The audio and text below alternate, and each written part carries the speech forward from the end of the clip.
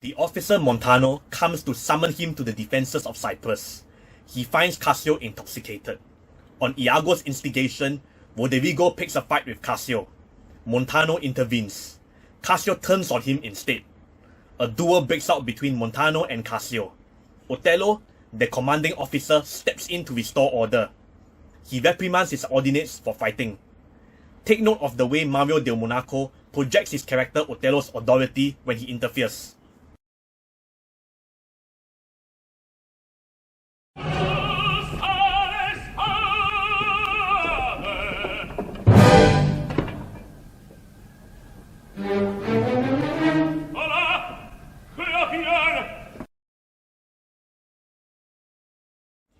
During that short musical passage, Del Monaco has to employ his vocal horsepower to impress on the listener his character's power as a commanding officer, as Otello reprimands his subordinates. Unlike the Esultate, which becomes a musical number because it's a standalone section, the musical passage Abasso le spade doesn't have that privilege because it's part of a transitional musical number. This transitional musical number is to advance the drama from the previous musical number, Iago's Brindisi, to the upcoming one. When Otello questions Iago on the reason for the duel, Iago feigns innocence. After questioning Cassio and Montano, Otello learns that Cassio injured Montano during their duel. He rebukes Cassio for injuring Montano. Pay attention to the way he exerts his wrath during his rebuke. Al cielo già il sangue mi ribolle, e la dolce d'anche non la scappoterà in fuga. This musical passage might seem trivial for now, but later on, it will be important in retrospect. Otello will be drastically transformed in the later part of the opera.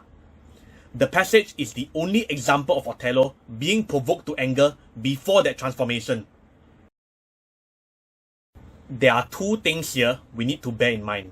One, Otello only loses his temper when it's justified.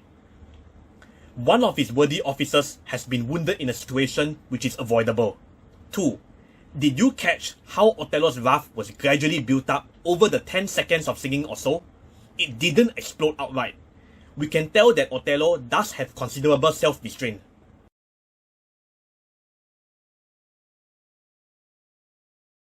Otello's wrath disappears immediately when he sees that the commotion raised by the duel has awoken Desdemona, his wife.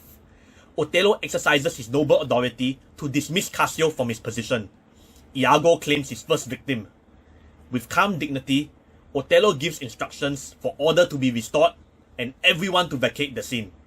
Notice how his tone here isn't the same as that for the earlier two musical passages.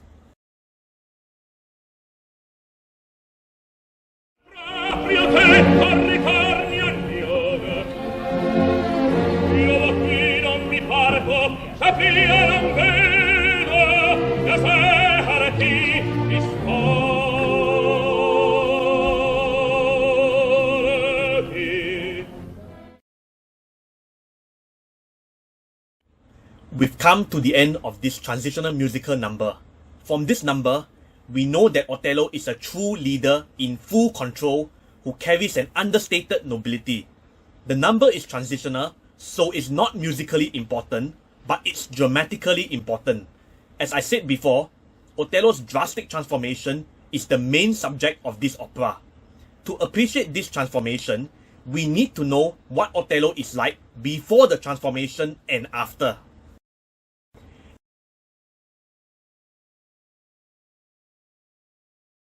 In the old days, Verdi and his predecessors would likely have written an entrance aria to introduce Otello's character to us.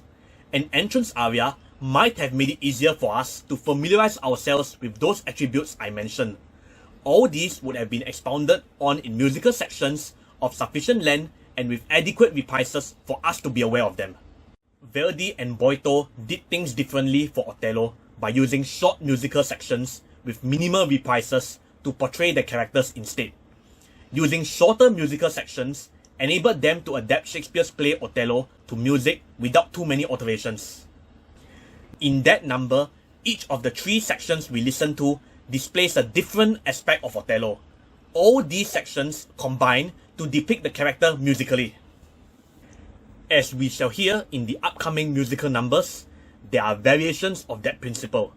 Verdi and Boito could also use the short musical sections they designed to portray changes in the way their characters interact among themselves, the things going on in their minds, and or their emotional states. Unlike the old days, where the number and type of musical sections were determined by conventions governing the opera's musical structure, the restrictions were much looser or fewer when Otello was composed. Verdi and Boito were thus able to utilize the music to widen the range of emotions, represent fast-evolving interactions, as well as thought processes of higher complexity. Therefore, Otello, their joint product, packs significantly more drama in a more compact manner. The only downside is that the sections are so short that it's very easy to miss some of the changes.